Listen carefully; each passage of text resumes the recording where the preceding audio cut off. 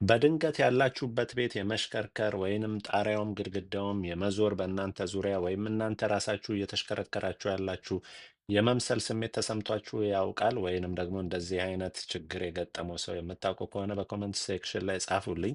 ዛሬ እንግዲህ አንስተን የምናወራው ቢፒፒቪ ወይንም ደግሞ ቤናይን ፓሮክሲዝማል ፖዚሽናል ቨርቲጎ ስለሚባለው ነገር ነው። እንደዚሁም ደግሞ ይሄንን በዙሪያችን ያሉ ነገሮች መዞር ወይም የኛ ጭንቅላታችን ስፒን የማድረግ የመሽከርከር ነገር ስሜት ሊገጥመን የሚችልባቸውን ምክንያቶች አንስቼ እወያያለሁ። እስከ መጨረሻው ድረስ በአንክሮ እንድታዳምጡኝ በአክብሮ ተጋብዛችኋለሁ። እንግዲህ ይሄ ቢፒፒቪ የሚባለው ቨርቲጎ የሚባለውን ችግር ከሚያስከስቱ ነገሮች መካከል አንዱ ነው። ስለዚህ መጀመሪያ ዲዚነስ ማለት ነው። ብዙ ጊዜ እንግዲህ እንደምታውቁት ብዙ ሰዎች አይ ፊል ዲዚ ሆኛለሁ ይላሉ። እንግዲህ ዲዚ መሆን ማለት ልክ ብዙ ጊዜ ዲስክራይብ ለማድረግ በጣም የሚከብድ ስሜት ነው። ግን መገለጫው ወደ አማርኛ ትራንስሌት ለማድረግ ለብዙዎቻችን በምንረዳው መልኩ ራስን እንደ መሳት አይነት ስሜት ወይም ጭንቅላታችን ላይት ሄድድ የመሆን ወይም የሆነ ቅልል ማለት ጭንቅላቴ ቀለለኝ፣ ራሴን ልስት የመሰማት ነገር አለኝ ወይም ልወድቅ ይመስለኛል የሚሉ ነገሮች ወይም ሊዞርብን የሆነ ነገር ዞረብኝ የምንለው አይነት ስሜት ሁሉ በዚህ በዲዚነስ ይገለጻል። እንግዲህ ቨርቲጎ ወይም ይሄ ሩም ስፒኒንግ ወይም ነገሮች በእኛ ዙሪያ መሽከርከር የሚለው ስሜት ከዲዚነስ መካከል አንዱ ነው ማለት ነው። ይሄ ቢፒፒቪ የሚባለው እንግዲህ ብዙ ጊዜ የሚከሰተው ከኋላ ባለው ምስል ላይ እንደምትመለከቱት፣ በተለይ በዚህኛው በኩል ባለው ምስል ላይ እንደምትመለከቱት እነዚህ ነጠብጣብ ነገሮች የምታዩቸው ስፔሻል የሆነ ካልሲየም ዲፖዚቶች ናቸው። ማይክሮ ክሪስታሎች ናቸው። በጣም ጥቃቅን የሆነ ካልሲየም ዲፖዚቶች ናቸው።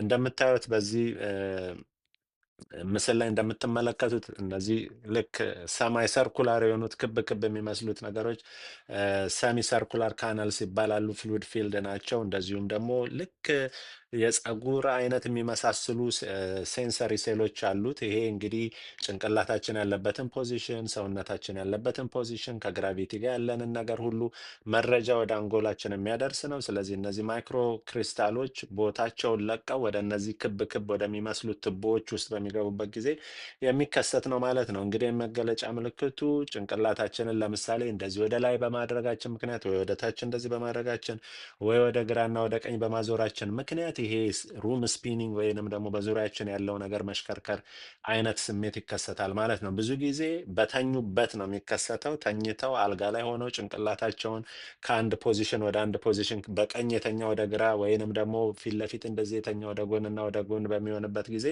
ይሄ ሩም ስፒኒንግ ይመጣል ማለት ነው። ለተወሰኑ ደቂቃዎች ወይንም ደግሞ አንዳንድ ጊዜ ለቀናትም የሚቆይበት ጊዜ አለ። ብዙ ጊዜ ሄደት መጣ ነው የሚለው ማለት ነው። ከእሱ ጋር ተያይዞ ማጥወልወል እንደዚሁም ትውኪያ ሊኖረው ይችላል ማለት ነው። ባላንስን ሉዝ ማድረግ ወይም መቆም አለመቻል ወይም ለመራመድ በሚሞክሩበት ጊዜ ባላንስን ስቶ ለመውደቅ አይነት ሴንሴሽን ሊገጥማቸው ይችላል ማለት ነው።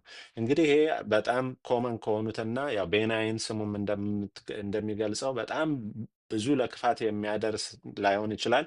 ግን በጣም ፐርሲስተንት ከሆነ ለብዙ ቀናት ለብዙ ሰዓታት የሚቆይ ከሆነ ግን ብዙ ጉዳት ሊያደርስ ስለሚችል መታከም ይኖርበታል ማለት ነው።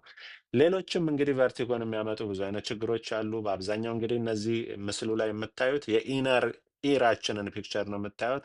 ጆሮአችን እንግዲህ የውጭ ክፍል አለው። ኤክስተርናል ኢር፣ ሚድል ኢር የሚባል አለ።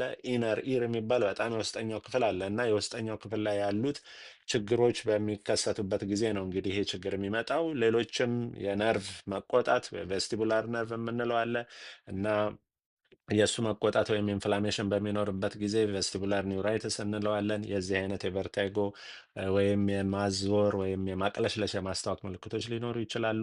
ከእሱ ጋር ተያይዞ ሜኒሪየስ ዲዚዝ የሚባል ደግሞ አለ። በኢነር ኢራችን ወይም በውስጠኛው የጆሮአችን ክፍል ውስጥ ፍሉድ ፊል በሚያደርግበት ጊዜ ብዙ ፍሉድ በሚሞላበት ጊዜ አንደኛ ሂሪንግ ሎስ የመስማት አቅማችንን ቀንሶ ከዚህም ጋር ተያይዞ ሩም ስፒኒንግ ማስታወክ ማጥወልወል የሚሉት ነገሮች ሊመጡ ይችላሉ። አንዳንድ ጊዜ ከስትሮክ ጋር ተያይዞ ብዙ አይነት የስትሮክ አይነቶች አሉ። በተለይ ፖስቴሪየር ሰርኩሌሽን የሚባለው አይነት ስትሮክ በሚገጥመን ጊዜ ከሌሎቹ የስትሮክ መገለጫዎች ጋር በተጨማሪ እንደዚህ አይነት ሩም ስፒኒንግ ሊገጥመን ይችላል ማለት ነው። እንግዲህ ሌሎች ኮዞችም ሊኖሩ ይችላሉ። በሌላ ፕሮግራም እንመለስበታለን። ዛሬ እዚህኛው ላይ ፎከስ እናደርጋለን። እንግዲህ እነዚህ አይነት ምልክቶች በሚኖርበት ጊዜ ወደ ወደ ህክምና መሄድ አለባችሁ። ምክንያቱም ህክምናው ቀላል እና ስትሬት ፎርዋርድ ነው። ብዙ ጊዜ ቬስቲቡላር ኤክሰርሳይዝ ነው የሚባለው ወይም የኢነር ኢር ኤክሰርሳይዝ ነው የሚያደርጉልን ፊዚካል ቴራፒስቶች። በዚህ ትሬን የተደረጉ ናቸው። በየትኛው በኩል ያለው ጆሮአችን ችግር እንደተከሰተ በቀኝ ነው በግራ ነው የሚለውን ከለዩ በኋላ የተለያዩ መንገዶች ያሉት እሱ የሚታወቁበት ኤክሰርሳይሶችን ያሳዩናል ማለት ነው። እነዛን ኤክሰርሳይሶች ሲሰሩላችሁ አንዳንድ ሰዎች ወዲያው ለውጥ ያገኛሉ። ለአንዳንድ ሰዎች ደግሞ ደጋግሞ መስራት ሊያስፈልግ ይችላል። ይሄንን ኤክሰርሳይዝ ይሄ ችግር ያለባችሁ ሰዎች እንዲያሳዩአችሁ፣ እንዲያስተምሯችሁ፣ እንዲያስጠኗችሁ ብታደርጉ መልካም ነው። ምክንያቱም ወደ ቤታችሁ ሄዳችሁ ድጋሚ ቢከሰትና መልሳችሁ ይህን ኤክሰርሳይዝ ማድረግ ቢኖርባችሁ በቀላሉ በቤታችሁ ማድረግ እንድችሉ። ግን እዚህ ላይ ጥንቃቄ ያስፈልጋል። ምክንያቱም የትኛው ጆሮ አፌክት እንደተደረገ ማወቅ በጣም በጣም ወሳኝ ነው ለውጥ ለማምጣት። ምክንያቱም አፌክት ባልሆነው ሳይድ ኤክሰርሳይዝ ካደረጋችሁ አንዳንዴ ችግሩን ሊያባብሰው ስለሚችል ማለት ነው።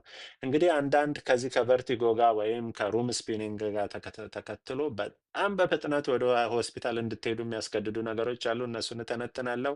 አንደኛ ከፍተኛ የሆነ የሰውነት ሙቀት ወይም ሃይ ግሬድ ፊቨር ከ38 ዲግሪ ሴንቲግሬድ በላይ የሰውነት ትኩሳት ካለን ወዲያው መሄድ አለባችሁ። ድንገት የተከሰተ ታይቶ የማይታወቅ አይነት ሲቪር ሄዴክ ከገጠማችሁ ወይም እስከዛሬ ድረስ ሄዴክ የነበራችሁ ሰዎች ቅርጹን፣ አመሉን እና ሲቪሪቲውን ቀይሮ የመጣ ሄዴክ ካለ በፍጥነት መሄድ ይኖርባቸዋል። ከዚህ ጋር ተያይዞ የአይን የእይታ ችግር ከገጠማችሁ አንዳንዴ ደብል ቪዥን አንዱ ነገር ሁለት ሆኖ መታየት ወይንም ደግሞ ሎስ ኦፍ ቪዥን እይታችሁን ሉዝ ካደረጋችሁ ከንግግር ጋር ችግር ከገጠማችሁ፣ ስፒች አብኖርማሊቲ ካላችሁ፣ ወርድ ፋይንዲንግ ዲፊከልቲ ወይም ማውጣት መናገር ከከበዳችሁ፣ ይሄ ስትሮክ ላይ ያስተማርኩት ነገር ስለሆነ የስትሮኩን ቪዲዮ ያላያችሁ ሰዎች ሄዳችሁ ተመልከቱ። ስለዚህ ስፒች አብኖርማሊቲ ወይም የእጅ ወይም የእግር መስነፍ የገጠማችሁ፣ ይሄም በስትሮክ ላይ የገለጽኩት ነገር ነው።